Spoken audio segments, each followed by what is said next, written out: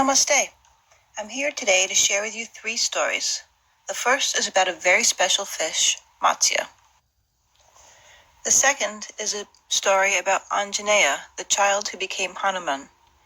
The third is a tale about an encounter between Ganesh and Chandra, the moon. There are yoga poses associated with each tale. For the first, there is Matsyasana and Ardha Matsyendrasana, which was fish pose and half Lord of the Fishes pose. We will come into Matsyasana together, and while the tale continues and you feel the need to come out of the pose, please raise your head, release your hands, and rest back. We will meet again for Ardha Matsyendrasana. For the second story, we will enter Anjaneyasana together, and when you have felt the pose fully, and you can really feel how Anjana felt beseeching the gods, come to hands and knees and rest back in child's pose, Balasana. Once you feel ready, you can re-experience the pose with the other foot forward. From crescent moon pose, we will lift the back knee and rise together into Asta Chandrasana, high crescent lunge. Once you feel the strength and grace of the moon here, you can fold forward and lift the back leg as you straighten your front leg. You may wish to have a block on hand for this. Come into Ardha Chandrasana, half moon pose, by rotating the toes out 90 degrees and opening the hip, then raising the hand high to open the chest. You can repeat these 2 poses on the other side as the tail continues, and then rest in Tadasana, eyes closed, with hands in Anjali Mudra. So sitting tall on the mat in Dandasana, or staff pose, place your hands palms down underneath your buttocks. Your fingers should be spread wide and your thumbs meet around your coccyx area. You can feel the sit bones connect with the ground between the index fingers and thumbs. Engage your core and lean back into your elbows. Once they make a strong connection with the ground, take a deep breath and lift your heart up, expanding your chest. Slowly let your head release back so that the crown rests on the mat or a block. You may leave your legs out straight or try any number of variations depending on what kind of fish you are today.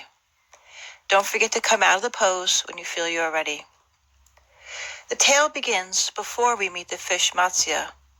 For 10,000 years, Shiva remained in meditation up on the mountain and had discovered the key to the universe.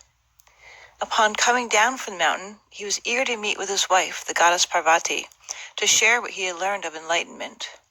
Parvati had planned a picnic by the river and prepared it while Shiva began to talk. He was concerned about her distraction in light of his great discovery and mentioned this to her.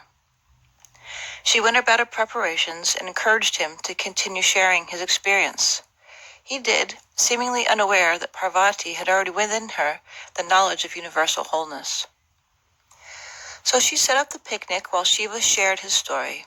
During this time, the fish Matsya came by and began listening.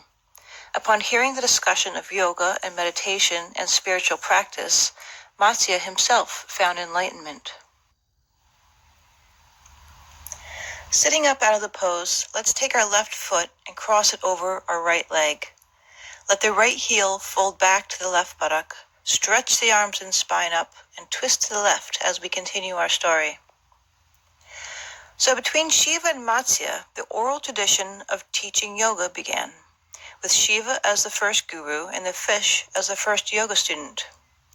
After his enlightenment, Matsya was able to experience rebirth and came back as Matsyendranath, half man and half fish. Let's switch around to the other side, and we can see how the pose Ardha Matsyendrasana resembles the bottom half of the fish and the top half of a man. While we're in this pose, we can reflect upon the idea that we are all students of Shiva and see if we can become open to the idea of discovering the key to the universe through our practice of yoga.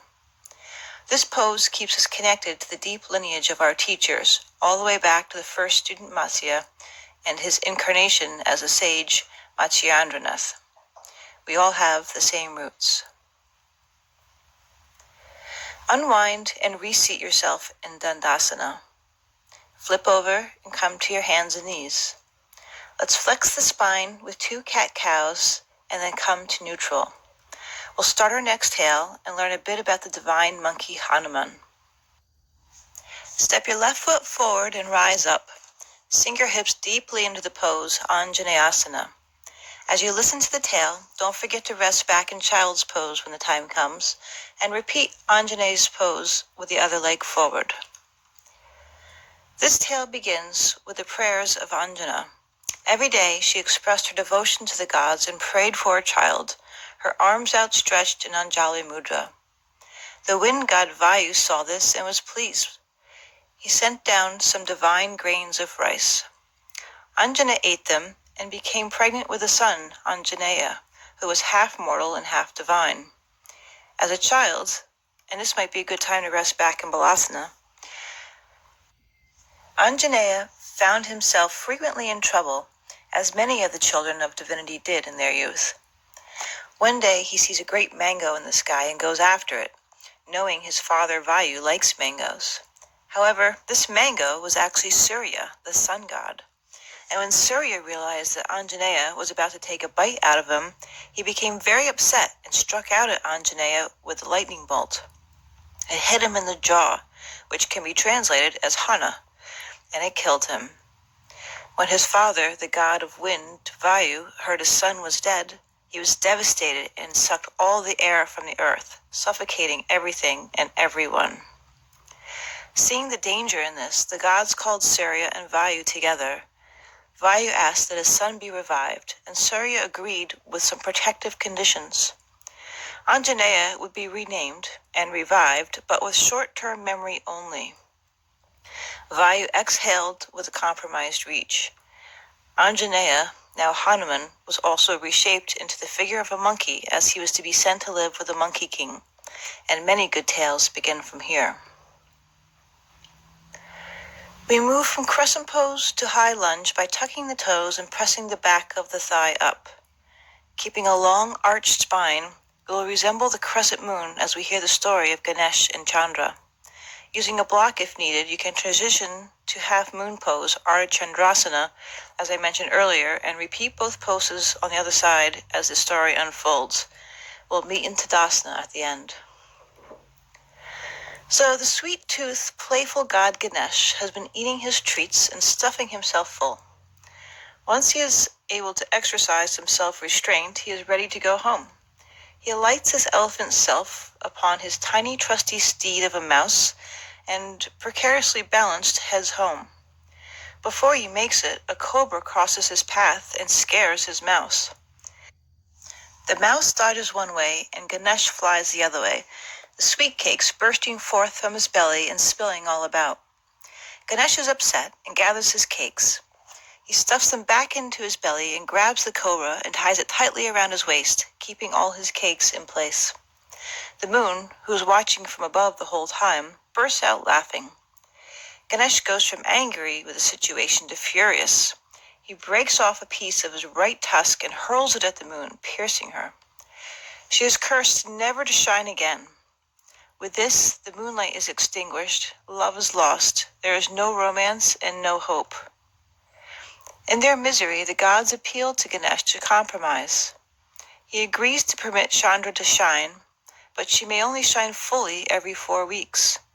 She spends the rest of her days waxing and waning. Our poses here have expressed the crescent moon and the half moon. And now we meet in Tadasana, hands at the heart center. Namaste.